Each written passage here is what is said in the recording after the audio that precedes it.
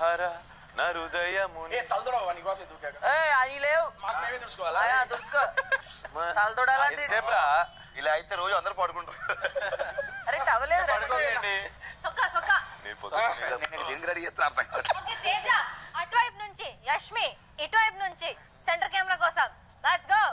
దీని తర్వాత వాడికి ఆనందంతో ఒక సాంగ్ చేస్తాడు. దాటి లైఫ్ లో ఫస్ట్ టైం బిగ్ బాస్. నువ్వు వస్తా ఓకే ఓకే బిగ్ బాస్ ఒక సాంగ్ మొలకలు వచ్చాయి.